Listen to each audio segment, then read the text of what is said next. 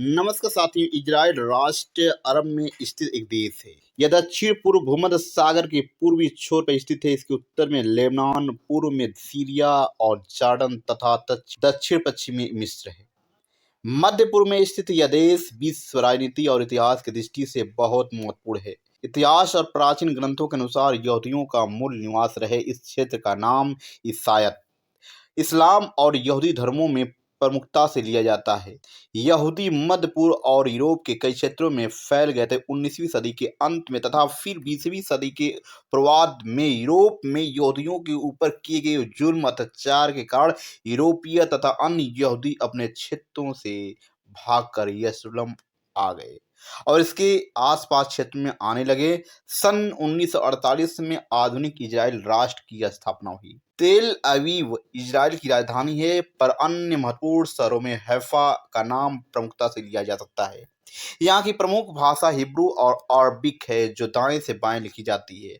यहाँ के निवासियों को इजराइल कहा जाता है। इजराइल 2010 से इजराइल OECD का सदस्य। जीडीपी के हिसाब से इसका स्थान 29वां और प्रति व्यक्ति जीडीपी के हिसाब से 13वां है। इजराइल के 3 प्राकृतिक भाग हैं जो एक दूसरे के समांतर दक्षिण से उत्तर तक फैले हुए हैं। पहला रूम तटीय, जिसे कहते हैं सेरो फिलिस्तिया का मैदान, जो अत्यधिक उर्वर तथा मक्का, जो सब्जियां, संतरों, अंगूरों एवं केलों की उपज के लिए प्रसिद्ध है। दूसरा है गैलिली, समारिया तथा जूडिया का पहाड़ी प्रदेश, जो तटीय मैदान के पूर्व में 25 से लेकर 40 मीटर तक चौड़ा है। अर्जमान ऊंचाई 3962 फुट।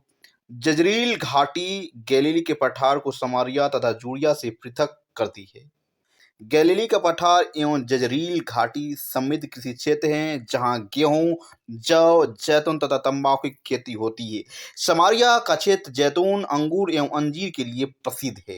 तीसरा जो है जॉर्डन रिफ्ट घाटी, जो केवल 10.5 मील चौड़ी है तथा अत्यधिक शुष्क है। इजराइल की विविध संस्कृति इसकी आबादी की विविधता के कारण उत्पन्न होती है, क्योंकि दुनिया भर से यहूदी आकर इजराइल को अपना घर बनाया, तो साथ अपने देश से वहां की सांस्कृतिक और धार्मिक परंपराओं को अपने साथ ले आए, जिससे यहूदी परंपराओं और मान्यताओं का एक मिला जुला स्वरूप निर्मित होता है। इजराइल दुनिया का एकमात्र देश है जहां जीवन हिब्रू कैलेंडर के अनुसार व्यतीत होता है। काम और स्कूल की छुट्टियां यहूदी छुट्टियों द्वारा निर्धारित होती है और हफ्ते का आधिकारिक अवकाश दिवस शनिवार होता है। इजराइल में सबसे लोकप्रिय खेल फुटबॉल और बास्केटबॉल है। 1994 में यूईएफए ने इजराइल की फुटबॉल टीम को यूरोपीय टीमों से प्रतिस्पर्धा करने की स्वीकृति प्रदान की। शतरंज इजराइल में एक प्रमुख खेल है और सभी उम्र के लोगों द्वारा खेला जाता है। कई इजराइल ग्रैंड मास्टर और इजरायली शतरंज के खिलाड़ी कई युवा विश्व चैंपियनशिप जीत चुके हैं। इजराइल ने एक वार्षिक अंतर्राष्ट्रीय चैंपियनशिप आयोजित किया था। 2005 में विश्व टीम शतरंज चैंपियनशिप की मेजबानी भी की थी। 1992 में इजराइल ने अपनी पहली जीत के बाद से 9 ओलंपिक पदक जीते, जिसमें 2004 की ग्रीष्मकालीन ओलंपिक में विंडसर्फिंग में स्वर्ण पदक भी शामिल है। नजर डालते हैं इजराइल के शिक्षा प्रणाली पर। इजराइल में शिक्षा प्रणाली में 3 स्तर हैं। प्राथमिक शिक्षा, जो कक्षा 1 से 6 तक लगभग उम्र होती है 6 से 12। मिडिल स्कूल, कक्षा 7 से 9 लगभग उम्र होती है 12 से 15। और हाई स्कूल, कक्षा 10 से 12 लगभग उम्र होती है 15 से 18। अनिवार्य शिक्षा 10वीं कक्षा तक होती है। बहुत ही जबरदस्त बात यह है कि इजराइल की आबादी अच्छी तरह से शिक्षित है और इजरायली समाज शिक्षा को अत्यधिक महत्व देता है। शिक्षा यहूदी संस्कृति और बड़े पैमाने पर इजरायली समाज में एक मुख्य मूल्य है। कई इजरायली माता पिता अपने बच्चों को उच्चतम मानकों की शिक्षा प्रदान करने के लिए अपनी निजी आराम और वित्तीय संसाधनों का त्याग करते हैं। इजरायली यहूदी आबादी का एक बड़ा हिस्सा देश के प्रतिस्पर्धा हाई-टेक अर्थव्यवस्था में एक अच्छी सफेद-पोश पेशेवर नौकरी और मध्यम वर्ग के वेतन के लिए पासपोर्ट के रूप में शिक्षा चाहता है। यहूदी माता पिता कम उम्र में अपने बच्चों में शिक्षा के मूल्य को विकसित करने की बड़ी जिम्मेदारी लेते हैं। वर्तमान समय में चल रहा है हमास और इजराइल के संघर्ष। तो संघर्ष की शुरुआत से लेकर अब तक कई नागरिक हताहत हुए। संघर्ष की शुरुआत से लेकर अब तक कई नागरिक हताहत हुए हैं, जिनमें अधिकतर फिलिस्तीनी।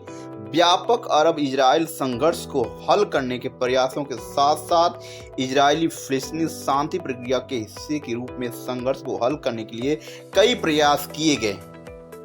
1993-95 के ओस्लो समझौते के साथ इजरायली सरकार और फिलिस्तीनी मुक्ति संगठन PLO के बीच बातचीत से समाधान की दिशा में प्रगति हुई थी। हाल के अधिकांश शांत प्रयास दो राज्य समाधान के आसपास केंद्रित रहे, जिसमें इजराइल के साथ एक स्वतंत्र फिलिस्तीनी राज्य की स्थापना शामिल है। दो राज्य समाधान के लिए जनता का समर्थन, जिसे पहले इजरायली यहूदियों और फिलिस्तीनियों दोनों का समर्थन प्राप्त था, हाल के वर्षों में कम हो गया। आधिकारिक वार्ताओं की मध्यस्थता मध्य पूर्व पर चौकड़ी द्वारा की जाती, जिसमें संयुक्त राज्य अमेरिका, रूस और यूरोपीय संघ शामिल है। अरब लीग ने अरब शांति का पहला प्रस्ताव रखा। मिस्र और जॉर्डन के साथ एक अन्य महत्वपूर्ण अभिनेता है। 2004 के बाद से फिलिस्तीनी पक्ष वेस्ट बैंक में फिलिस्तीनी प्राधिकरण पर हावी होने वाले फतह और गाजा पट्टी पर नियंत्रण हासिल करने वाले हमास के बीच विभाजित हो गया। इसका समाधान करने के प्रयास पर बार बार किए गए और जारी रहे। 2019 के बाद से इजराइल पक्ष में भी राजनीतिक संकट का सामना कर रहा है। शांति वार्ता का नवीनतम दौर जुलाई 2013 से शुरू हुआ, लेकिन 2014 में निलंबित कर दिया गया। 2006 के बाद से हमास और इजराइल ने 5 युद्ध लड़े, जिनमें से सबसे हालिया 2023 में शुरू हुआ और अप्रैल 2024 तक जारी रहे।